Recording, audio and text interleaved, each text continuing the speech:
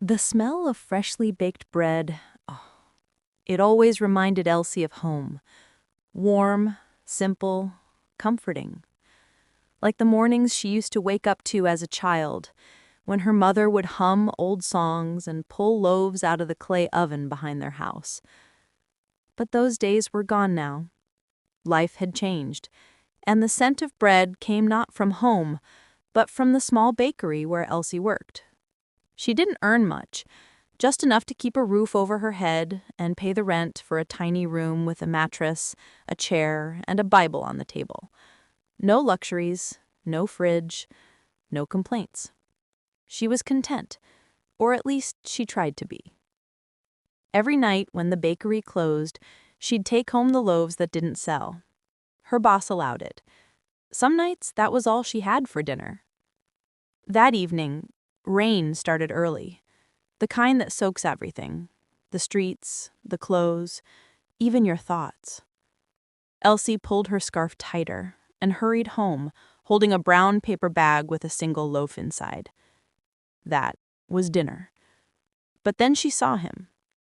A man sitting by the bus stop, soaked, shivering, clothes clinging to his body, his eyes empty, defeated. People walked past as if he didn't exist. But Elsie slowed down. Something in her heart wouldn't let her keep walking. She stepped closer, and in a warm and empathetic voice she asked, "Sir, are you okay?" He looked up slowly, startled.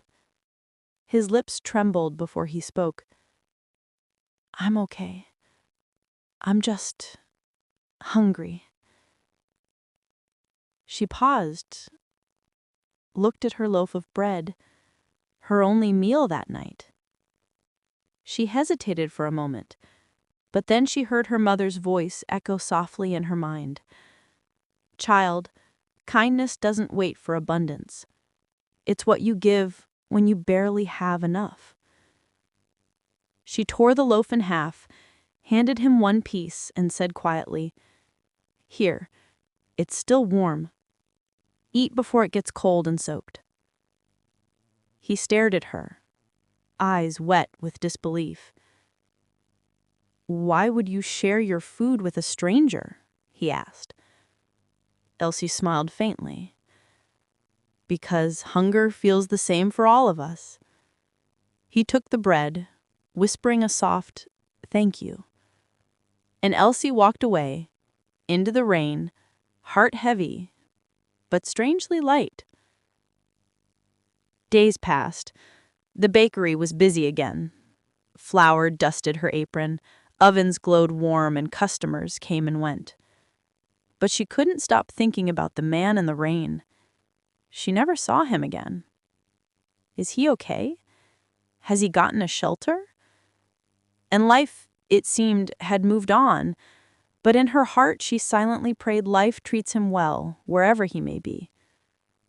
Until, one afternoon, a man walked into the bakery, well-dressed, polite. "Good afternoon," he said. "I'd like to order 20 loaves, please." She smiled and packed the bread. When she handed it to him, he patted his pocket suddenly. "Oh no! I think I left my wallet in the car."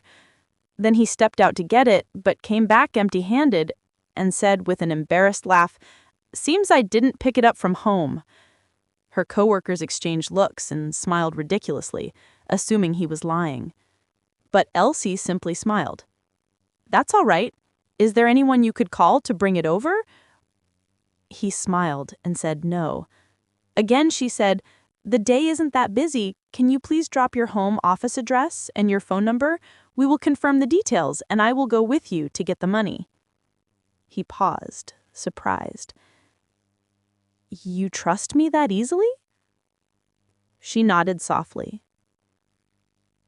"I trust kindness." He smiled, a knowing, quiet smile, and said, "You remind me of someone." Then he called someone who appeared to be his staff, made the payment, and left. The next morning, Elsie's boss, Mr. Thomas, a stern old man who rarely smiled, called everyone to the front. Beside him stood the same man from yesterday, but now he looked different, more confident, more powerful. Mr. Thomas cleared his throat. "Everyone, this is Mr. Johnson. He owns one of the biggest bakery chains in the state. He came to see our shop after hearing some good things." Elsie blinked, confused. Mr. Johnson smiled. "Actually, I came to see her." He looked straight at Elsie. "Do you remember me?" She frowned slightly, shaking her head. "A few nights ago, I was sitting in the rain by the bus stop. I had been robbed. I had nothing. No money, no phone, no food. People walked past me all night, but you stopped. You shared your bread." Elsie froze, her eyes wide. "That was you?" He nodded. "It was me." He smiled warmly. "I came back yesterday to see if your kindness was real. And it was. You didn't change, not even when you thought no one was watching." Mr. Thomas looked stunned. Everyone fell silent. Then Mr. Johnson said something that changed her life forever. "I've been searching for someone I can trust to manage one of my new branches, not just with money, but with people. And I found her." Elsie covered her mouth, tears filling her eyes. I don't know what to say." He said softly, "Just keep being who you are. The world needs more of that." And just like that, Elsie was pulled out of that old bakery with great compensation to Mr. Thomas. Months later, a new sign appeared above a bakery downtown, which read, "The bread she shared." Elsie hired young people from her community. No one left hungry. No one was turned away. People would ask, "Why did you name it that?" She'd smile and say, "Because one loaf of bread can change more than a night. It can change a life."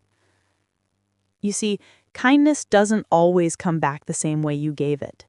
Sometimes it returns multiplied, through doors you never expected. And even if no one sees it, even if the world doesn't applaud, it still matters. Because kindness, given with a pure heart, always finds its way home.